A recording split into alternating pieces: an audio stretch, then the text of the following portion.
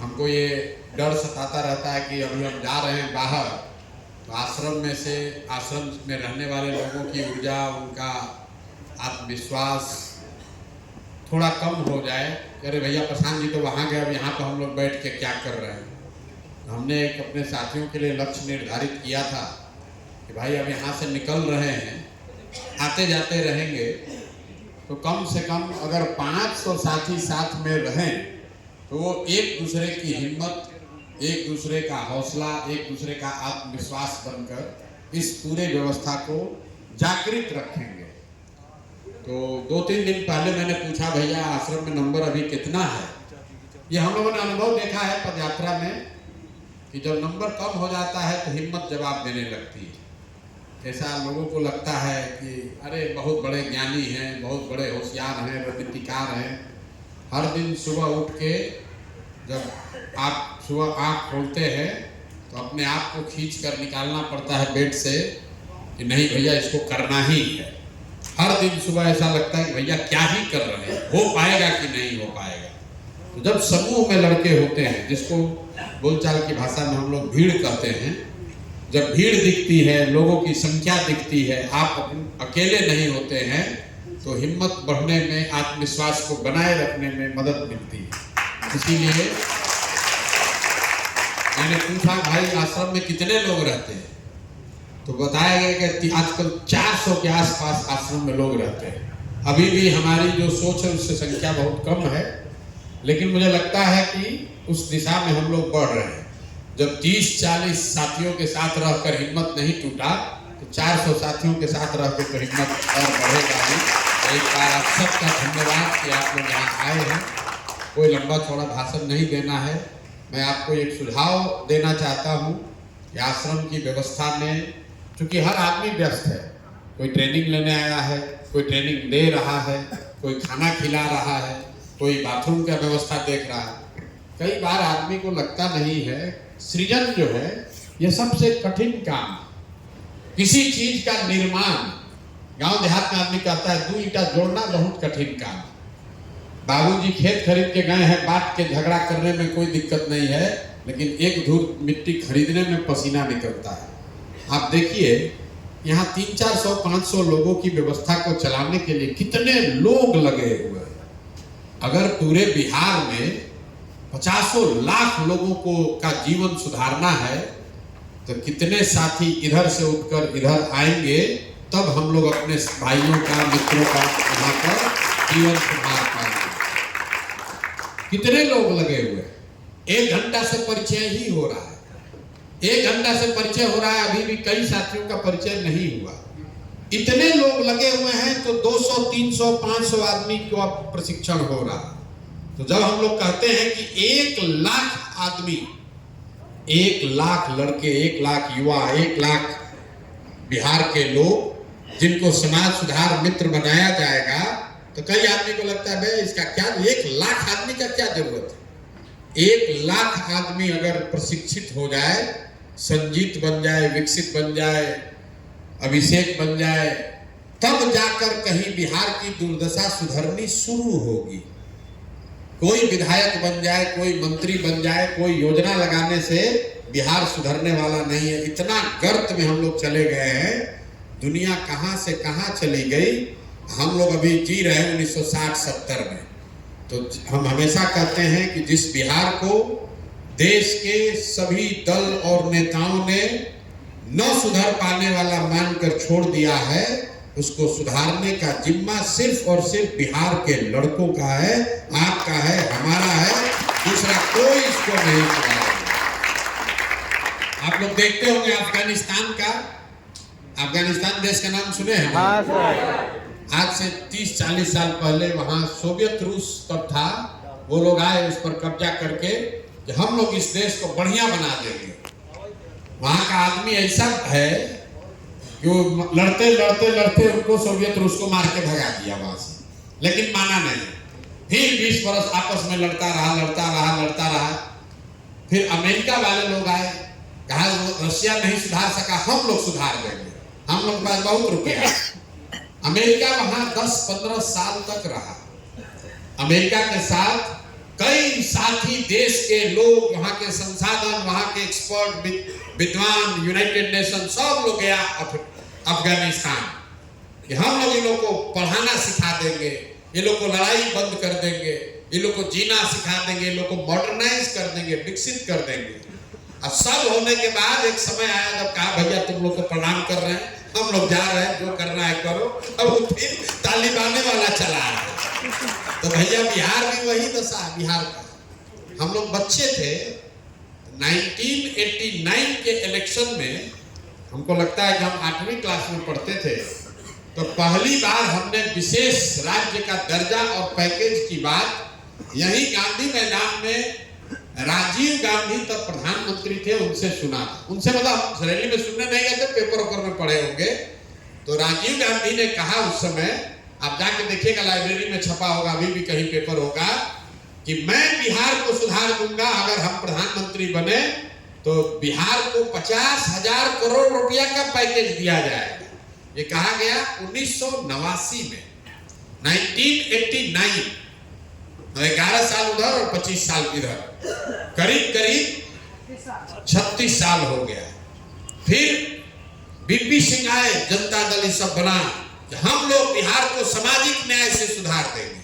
तो सुधारते सुधारते जंगल राज बना दिया। फिर उसके बाद देखिए नीतीश जी आए, ये भी थोड़ा बहुत सुधार कर भूल गए। फिर मोदी जी आए, आपने भाषण सुना होगा, 80,000 करोड़ दे कि 1 लाख करोड़ दे, 1 लाख करोड़ दे कि 2 लाख करोड़ दे। वो भी हारे, भागे, यहाँ से जान छुड़ा के भागे। अरे भाई बिहार का कुछ नहीं हो सकता है। मैं आपको इसलिए कह रहा हूं कि कांग्रेस, लालू, नीतीश, भाजपा, ये चारों लोग बड़े दल, बड़े नेता कहीं न कहीं बिहार से हार मान के, थक कर, छोड़कर चला गया, चलने तो सुधरने वाला नहीं। उसमें बिहार में कोई जन स्वराज के लड़के खड़े होकर कह रहे हैं कि नहीं इसको सुधारा जा सकता है। ये विश्वास ही अपने आप में सबसे बड़ी जीत है। जब जीत होगा तब होगा, जब जीत होगा तब होगा। किसी का दम नहीं है देश में। हम सब नेताओं के साथ काम किए हैं जो कह दे कि हम बिहार को सुधार सकते हैं। सड़क बनाना अलग बात, लेकिन बिहार भी देश के विकसित राज्यों में शामिल हो सकता है। ये किसी नेता का दम नहीं है, और उसको बनाने में आप कंधा लगा रहे हैं, ये आपका योगदान है। बने या न बने, सफलता मिले या न मिले, इस बात को इतिहास के पन्नों से कोई मिटा नहीं सकेगा कि एक बहुत बड़ा प्रयास किया गया था, और करने वालों में वाहिनी उसका एक मुख्य अंग थी। तो हम आपको, मैंने पहले कहा लंबा चौड़ा भाषण नहीं देंगे, आपको सुबह में क्लास भी है, तो 2 बात बताकर खत्म करेंगे। हमारी माँ हमेशा कहती थी कि जो समाज को लंगर जो चलाता है वो भूखे नहीं मर सकता है। आप जरा सोच के देखिए, जो खाना बांट रहा है, चाहे बारात में बांटे, मंदिर में प्रसाद बांटे, लंगर चलाए, यहाँ कैंप में खाना खिलाए, या रोड पर कोई जगराता में पूरी की सब्जी बांटे, जो खाना बांट रहा है वो कभी भूखे नहीं मर सकता है। प्रकृति के नियम के खिलाफ है। ऐसा हो कैसे सकता है कि आप खाना बांट रहे हैं और आप भूखे मर गए? तो वाहिनी ये व्यवस्था बना रही है, आपको चिंता करने की जरूरत नहीं है। अगर व्यवस्था बनी तो आपको कभी अपने जीवन में संघर्ष वापस इसलिए नहीं करना पड़ेगा कि हमारा 5 रुपया कैसे मिलेगा, हमको नौकरी कैसे मिलेगी। संघर्ष तो जीवन में रहेगा ही, लेकिन ये जब व्यवस्था बनेगी तो हर व्यक्ति को जो इससे जुड़ा हुआ है, जो वाहिनी है, जो बना रहा है, प्रशांत किशोर चाहे या न चाहे, उसको आगे बढ़ना ही बढ़ना है। आप देखिए मोदी जी प्रधानमंत्री बने, अगर उनके बनने में हमने कंधा लगाया है तो मोदी जी हमको रखे कि न रखे, हमारा जीवन आगे बढ़ेगा ही बढ़ेगा, कोई रोक नहीं सकता। वो मोदी जी के कहने करने का मोहताज नहीं है, क्योंकि कुछ हो ना हो आप इतना चीज सीख लेते हैं, इतना जीवन में आगे बढ़ जाते हैं, इतना अनुभव आपको हो जाता है कि आप वापस लौट कर वहां नहीं पहुंचिएगा जहां से शुरू किए थे। तो आप ये भरोसा रखिए कि जो वाहिनी के साथी हैं, चाहे अलग अलग कोई भी काम कर रहे हैं, ये आप इसके बनाने वाले हैं। जब ये व्यवस्था बनेगी तो निश्चित तौर पर आपका जीवन की जो धारा है वो बदल जाएगी। और अगर नहीं बनी तो आपको हमको ये भरोसा होना चाहिए अपने आप पर कि भाई जब हमें काबिलियत नहीं थी तो हम क्यों लेते। अगर हम नहीं बना पाए तो क्यों मांगेंगे, लेकिन अगर बना दिया, अगर व्यवस्था बना दी तो हमारा हक उसमें कोई दूसरा ले नहीं सकता है, इस बात का भरोसा रखिए। और दूसरी बात, ये संख्या काफी नहीं है। 1000 वाहिनी 15 अप्रैल तक ये संख्या 1000 होनी चाहिए। 20 तारीख से 20 अप्रैल से अभी आपके समक्ष 11 अप्रैल की एक यहाँ पर बैठक होनी है, उसमें आपका कुछ योगदान होगा। लेकिन 20 अप्रैल से हम लोग की कोशिश है कि एक फाइनल अटैक, पूरा प्रयास झोंक के 500 साथी मेरे साथ चलेंगे। पूरे बिहार को हम लोग 120 दिन में मत के रख देंगे। तो जो साथी चलना चाहते हैं, जो साथी भी चलना चाहता है, जो भी सीखा है भाषण देने के लिए बाइक पर, गाड़ी पर, एक मैं और मेरे साथ 500 साथी 20 तारीख से हम लोग चलेंगे। 120 दिन में 243 विधानसभा, मतलब 20 अप्रैल से शुरू करके 20 अगस्त तक पूरा बिहार एक बार जगाकर समझाकर एक अंतिम प्रयास हम लोग जरूर कर देंगे। तो जो साथी चलना चाहते हैं वो अभी से अपना तैयारी कर लें, कपड़ा अपना धुलवा लीजिए। 20 तारीख से हम लोग चलेंगे, गाड़ी से चलेंगे, इस बार पैदल नहीं चलना है। और हर दिन 2 विधानसभा, 10 घंटा, 12 घंटा, 14 घंटा, जितनी भी मेहनत करनी पड़े वो करना है। तो जो साथी ऐसे हो जो आगे 50 बाइक से चलकर हमसे पहले जाकर सभा करें, वो साथी जब हम लोग चले तो 20 किलोमीटर रेडियस में कोई आदमी छूटे नहीं, चाहे उसको गाड़ी से उठाकर लाना पड़े या टेम्पू से या बस से। वो साथी वो हो जो अभी रोड पर झंडा लगाते थे, लेकिन जब इस बार चलेंगे तो 15 किलोमीटर दाहिने, 15 किलोमीटर बाएं, कोई घर, कोई दुकान जन स्वराज के झंडा बैनर से छूटना नहीं चाहिए। इसलिए 500 साथियों की जरूरत है। और 500 साथी जब ये यात्रा कर रहे होंगे तो ये आश्रम में ये आत्मविश्वास, ये हौसला, ये कार्यक्रम बना रहे। इसके लिए जरूरी है कि यहाँ पर से 500 साथी बैठकर पूरे राज्य भर के वाहिनी SKS को एक्टिवेट रखें। तो 500 साथी यहाँ और 500 साथी यात्रा में। इसके बाद 20 अप्रैल से बस 2 ही काम है। 1000 बिहार के युवा, जो 500 आदमी यहाँ से रहकर पूरे बिहार के 1 लाख SKS और वाहिनी को सक्रिय करे, और 500 आदमी हमारे साथ चले, जो हम लोग पूरे बिहार को जगाएं। एक बार फिर से प्रयास करें कि चुनाव से पहले हर व्यक्ति तक बात जन स्वराज की पहुंचाया जाए। तो जो लोग तैयार हैं सब लोग अपना अपना प्रेफरेंस अभी से बनाना शुरू कीजिए। कौन भाषण देना चाहता है, कौन मोटरसाइकिल पर चलना चाहता है, कौन झंडा टीम में जाना चाहता है। हम अगले 10-12 दिन यहाँ रहेंगे 2 तारीख से, तो आप लोगों से बात भी होगा और सारा ये टीमों का गठन हम लोग कर लेंगे। 11 तारीख को जब गांधी मैदान में रैली हो जाएगी तो 5 दिन आप घर जाइए, 2 दिन, 4 दिन, 5 दिन घर जाइए, और जब घर से आइए तो उसके बाद हम लोग अब चुनाव के बाद ही वापस लौटेंगे। बीच में 1 दिन भी छुट्टी नहीं है।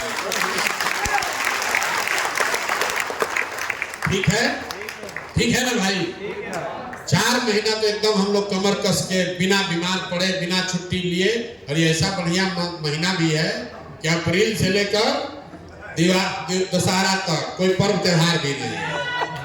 कोई पर्व त्योहार है ही नहीं। 1000 लड़के अगर तैयार हो जाए, पूरे बिहार को हम लोग मत के रख देंगे। और ये भी कर सकते हैं कि 500 आदमी यहाँ से चलाए, 500 आदमी हमारे साथ चले। 2 महीना के बाद उसको फ्लिप भी कर देंगे कि जो 500 आदमी यात्रा में चल रहा है वो कैंप में आएगा और कैंप वाला आदमी यात्रा में जाएगा, ताकि जो लोग थक जाए वहां चलते चलते यहाँ कैंप में आकर रखें।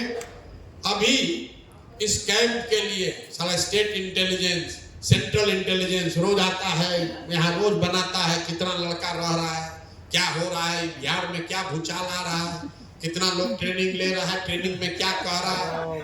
अभी आप यहाँ 400 हुए हैं, जैसे ही आप 1000 होइएगा, 1200 होइएगा और यहाँ से 1 लाख बच्चों को हम लोग गाइड करना शुरू कर देंगे। यहाँ से फोन जाए सुबह 9 बजे और 50,000 बच्चे अपने अपने गांव में जन स्वराज का झंडा लेकर घर घर का डोर टू डोर करना शुरू करें, तब जाकर बिहार बदलेगा।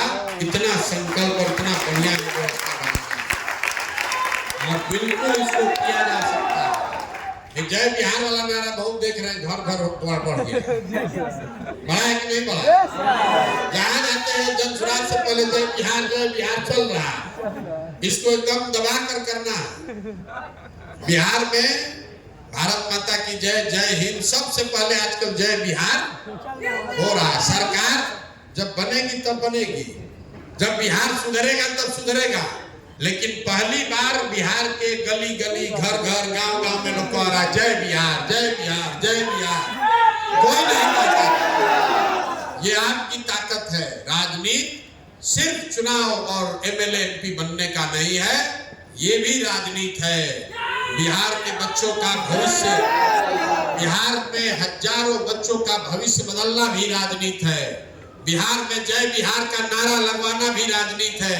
बिहार के सब नेता, सब दल पलायन पर बोल रहे हैं, ये भी राजनीति है। ये आपकी हमारी ताकत है।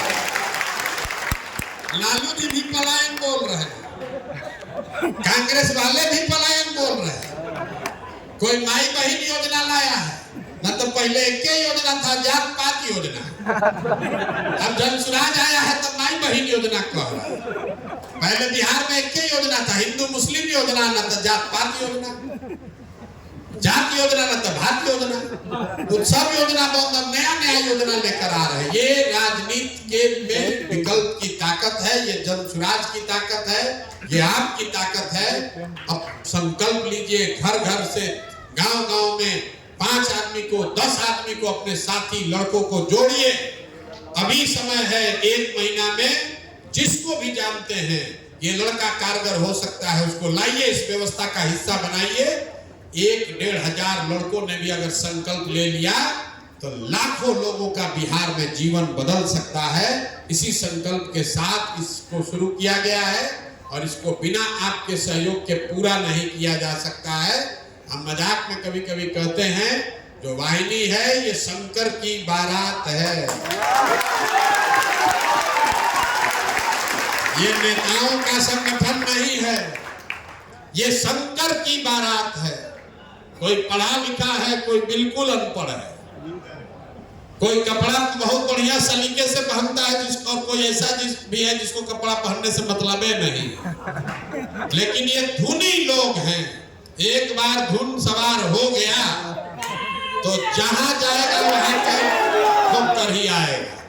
तो आप सबका इस पूरी व्यवस्था को बनाने में जो योगदान है वो प्रशांत किशोर या आपके यहाँ बैठे किसी साथी के रिकॉग्निशन का मोहताज नहीं है।